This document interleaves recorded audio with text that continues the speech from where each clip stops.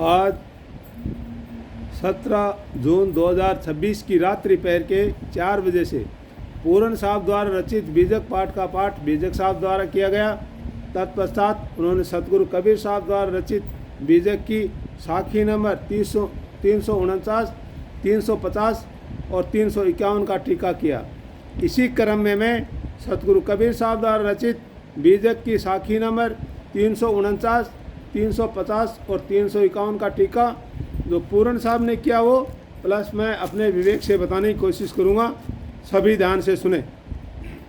ये मन तो शीतल बया जब उपजा ब्रह्म ज्ञान, जही बसंदर जग धरे सो पुतिन उदक समान। इसमें सतगुरु कबीर साहब समझाते हैं कि जैसे ही ब्रह्मा आदि तीनों भाइयों को ब्रह्म ज्ञान की प्राप्ति हुई, उनका सबका मन शीतल हो गया और उन्होंने सांसारिक आग को पानी समझ लिया, यानी जिसे आग में मनुष्य जल रहे हैं वह हमारे लिए निष्प्रभावी है, यही मान लिया। आगे बताया, जासो नाता आदि का बिसरी गया सो ठोर, 84 के बसी परे कहे और की ओर। इसमें सतगुरु कबीर साहब बताते हैं कि जो लोग ये भी भूल गए कि अपने आप या संबंध, अपने आप का संबंध मूल स्वरूप चेतन से ही है, यानी अपनी स्थिति भी भूलते चले गए और सांसारिक अध्याय में पढ़कर अन्य को अन्य कहने लगे। आगे बताया, अलख लखे अलख लखो अलखे लखो, लखो निरंजन तो ही हो कबीर सबको लखी, मोको लखे न कोई। इसमें सतगुरु कबीर साहब समझाते हैं कि मैं तो निज साक्षी स्वरूप चेतन स्वरूप में स्थिर होकर अलग और निश्चय पूर्वक अलग को निश्चय पूर्वक देखता हूँ और हे निरंजन तुम्हें भी देख रहा हूँ।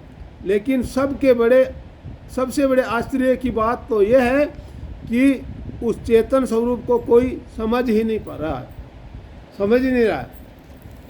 इसका मतलब ये हुआ कि 3 साखी में यह बताया सतगुरु कबीर साहब ने कि ब्रह्मा जी, विष्णु जी और महेश, ये तीनों को ब्रह्म ज्ञान का जैसे ही ज्ञान हुआ तो उनमें एक प्रकार से ये वहम हो गया कि हम सब कुछ जानने लग गए और वो अपने आप में शीतल हो गए और सांसारिक आग को पानी समझ लिया।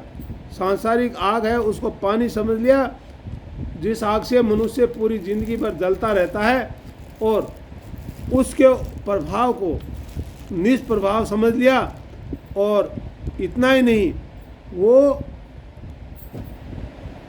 निष्प्रभाव मान लिया और अपने आप बिल्कुल बैठ गए कि हमारा अब कुछ भी नहीं हो सकता या हमारा कोई कुछ भी नहीं बिगाड़ सकता। और आगे बताया कि जो लोग ये भूल गए कि खुद का जो स्वरूप है वो क्या है, तो खुद का स्वरूप या खुद का संबंध है मूल स्वरूप से है, ये सब भूल गए और चेतनता है, चेतन अवस्था, चेतन स्वरूप है, उसको भी भूल गए और वो सांसारिक अध्याय में पढ़ करके और किसी कुछ भी कहने लगे या अन्य को अन्य ही मानने लगे, अन्य को अन्य ही कहने लगे और खुद उस लफड़े के अंदर पड़ गए।